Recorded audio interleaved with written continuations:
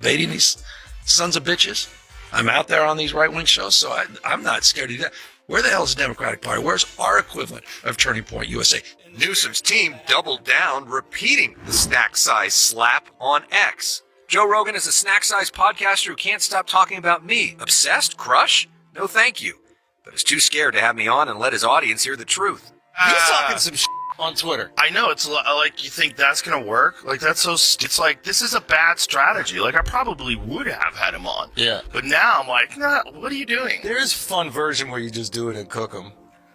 Joe Rogan is putting Gavin Newsom on blast for what he calls the unraveling of California, and the fallout is nothing short of stunning. The podcast titan has been locked in a simmering public feud with the governor, but this week tensions boiled over when Rogan ripped the lid off a long brewing controversy. Given what he revealed on the biggest podcast in the world, it's hard to imagine Newsom walking away from this without serious political scars. Oh, why won't you have me on the show?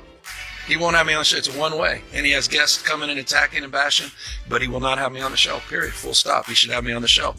Come on. Gavin Newsom has publicly floated the idea of sitting down with Joe Rogan, openly suggesting he'd welcome an invitation to the podcast. But so far, Rogan doesn't seem eager to make it happen, and that hesitation speaks volumes. Newsom has built a reputation as a polished, media-savvy operator, quick on his feet, smooth with his delivery, and rarely caught off guard. Yet critics argue that beneath the slick presentation lies a pattern of carefully crafted word salads. Long-winded answers paired with animated hand gestures that sound substantial, but often leave listeners wondering what was actually said.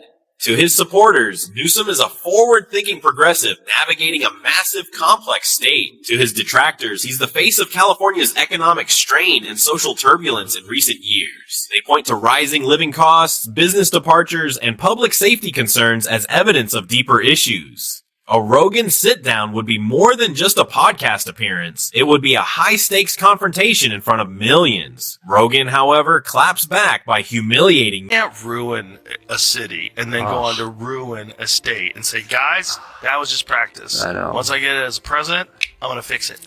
Fix it all. I mean, it's so crazy, but he's such a great politician. I mean, No, he's he's so not. smooth. He's You not. don't think so?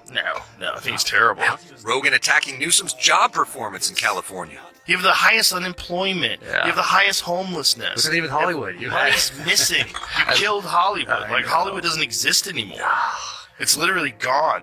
Newsom responding to Rogan on X, posting California is the fourth largest economy in the world, but number one in manufacturing, farming, new business starts, tech and VC investments, Fortune 500 companies, public higher education. I could continue. Invite me on anytime, Joe Rogan. Critics argue that many of the accomplishments Gavin Newsom proudly highlights were set in motion long before he ever stepped into the governor's office. California didn't suddenly become the fourth largest economy in the world because of one administration. It was already an economic powerhouse. The state's dominance in agriculture, ranked number one in farming output nationwide, was built over decades of infrastructure, innovation, and private enterprise. In other words, California was already operating at the top tier. That's precisely why some political observers are concerned. They believe the real test of leadership isn't inheriting a thriving state, but preserving and improving it. Today, they point to rising homelessness, layers of paralyzing bureaucracy, and ongoing struggles to effectively manage devastating wildfires. For them, the issue isn't past glory, it's present stability. The fear among critics isn't about what California once was, but whether it's being steered in the right direction now. Before you were there, it was all that forever. It's because the weather's perfect, man. It has nothing to do with you. Newsom's team posting this photo on X, writing that, quote, little Joe is snack size because he can't handle full-size debates. I'm not afraid to go. I'm punching Joe Rogan, okay? That son of a bitch not used to that. And he's going to dismiss it. He's going to laugh it off. I mean, tough guy, all that. But he's... As tensions escalated, critics say Gavin Newsom shifted from substance to rhetoric, taking personal swipes at Joe Rogan rather than directly addressing the points being raised. To them, that pivot felt telling. In the world of public debate, name-calling is often viewed as a last resort, something people lean on when they feel cornered or unable to win on the merits of the argument itself. Instead of engaging Rogan's criticisms head-on, detractors argue that Newsom chose to question question Rogan's credibility and character. Supporters, of course, might see it differently, framing the exchange as a pushback against what they consider unfair attacks. But critics insist this pattern reflects a broader political strategy. When the debate becomes uncomfortable, shift the focus to the messenger. Whether one agrees or not, the episode underscores how quickly political discourse can devolve from policy disagreements into personal jabs, leaving voters to decide who truly made the stronger case. Way that Republicans are just using illegal immigrants to deflect the conversation. And the answer is yes. No, it is it's yes. not. You refuse to look at the facts. Illegal immigrants are not the reason why our healthcare system is broken. Yeah, it's not deflection at all. In fact, I brought receipts. So here's the CMS, the Center for Medicaid and Medicare Services, right here with their press release earlier this year saying they were having to increase their oversight on states like California who were abusing Medicaid and classifying it as an EUSA, an emergency system, when it wasn't. You've got the average state spends 5% of its Medicaid roughly on emergency services. California, 35 to 40%. Why would that be? Because California passed a state law that says we will fund Medicaid for illegals, and then, oh, by the way, we'll raise our provider taxes, and then, oh, by the way, we'll use that as a match to draw down federal funds. And they're using this whole capitation process. An accounting trick to put it on the taxpayer. Money is fungible, and California's loophole. Gavin Newsom's time in office has not been without controversy. Critics frequently point to allegations of mismanagement, questionable spending priorities, and a lack of tangible results despite massive public investment. The most cited example is California's high-speed rail project, a vision that has consumed billions of dollars over the years. What was once pitched as a transformative transportation breakthrough has, in the eyes of skeptics, become a symbol of delays, ballooning costs, and limited visible progress. Then there's the homelessness crisis. Billions have reportedly been allocated toward addressing the issue, yet encampments remain a visible and painful reality in many cities across the state. Opponents argue that despite the funding, meaningful and lasting solutions remain elusive. Water management is another flashpoint. With recurring droughts and infrastructure concerns, critics question whether long-term planning has matched the scale of the challenge. For them, the central issue isn't funding, it's accountability and results. These are the reasons why Joe Rogan wouldn't host Gavin Newsom. These sons of bitches. I'm out there on these right-wing shows, so I'm not scared to do that. Where the hell is the Democratic Party? Where's our equivalent of Turning Point USA?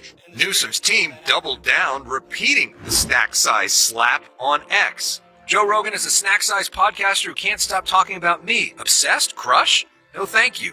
But he's too scared to have me on and let his audience hear the truth. He's talking some on Twitter. I know, it's like, you think that's gonna work? Like, that's so stupid. Like, this is such a bad look. It's such a bad choice. There's a little desperation in it. But it's just stupid. It's like, this is a bad strategy. Like, I probably would have had him on. Yeah. But now I'm like, nah, what are you doing? There's a fun version where you just do it and cook them. In supporters, that exchange felt like a true mic drop moment. One of those instances where a pointed critique lands and lingers. They argue that if Gavin Newsom were to appear on the show, it wouldn't be a routine media stop. It would be a high-pressure, unscripted conversation in front of millions. And in that kind of format, there are no teleprompters, no carefully timed press conferences, just long-form dialogue where every answer can be probed. Critics of the governor speculate that Newsom's tendency toward lengthy, carefully framed responses could work against him in that environment. Rogan is known for pressing guests, circling back, and asking follow-ups until he feels the point has been fully addressed. In that setting, a meandering explanation might unravel under scrutiny. The irony they suggest is that instead of Rogan cooking Newsom, the governor could end up undermining himself simply by over-explaining and losing control of the narrative.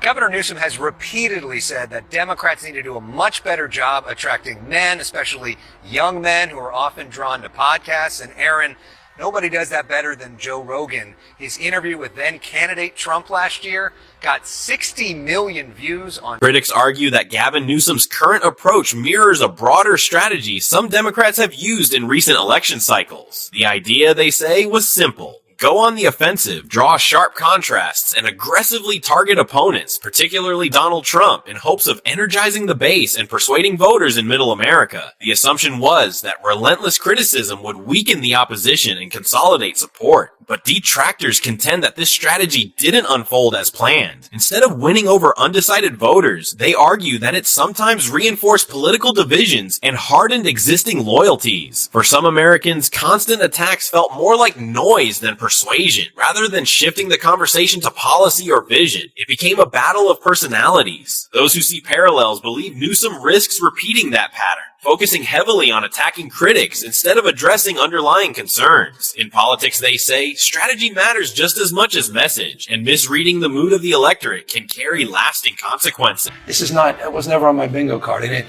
grow up saying, one day I'll be this person. It's not a photo on the wall of me There are meeting people someone. that think that you that. were that way back in the day. I think well, that's a whole deeper conversation of perception versus reality, and I have a lot of work to do on that, and I'm going to be doing a little more of that with this book. And now it sounds like, he's got a book. Of course he's running. Yeah. But truly, I've got a book that I'm putting out early next year, that I've been working on for 4 or 5 years, because I can't take the perception of me versus the reality of what I experienced growing up and in my own childhood and my own experiences. So I'm trying to shape-shift that from my perspective, not everyone else's. What's the biggest misconception about you? I just think this notion, I don't know where, I know where it comes from, but I think this notion of the silver spoon, I was born into great wealth and privilege, and it's quite the contrary. Moments like these, critics say Gavin Newsom appears eager to reshape the narrative around his background, leaning into a more relatable, self-made image rather than the one many voters already associate with him. The common perception is that he didn't exactly rise from obscurity or hardship. While his family may not have been ultra wealthy, they were far from struggling, and he benefited from access, education, and social networks that positioned him well from an early age. One detail that often resurfaces in these discussions is his connection to one of California's wealthiest and most influential figures, who served as his godfather. To skeptics, that kind of proximity to power complicates any attempt at a grass-to-grace storyline. They argue that opportunity and connections matter in politics, and Newsom had both. Whether that background is seen as privilege or simply circumstance depends on perspective, but it undeniably shapes how his story is received. No wonder that in 2021, San Francisco issued only 2,000 permits for new homes.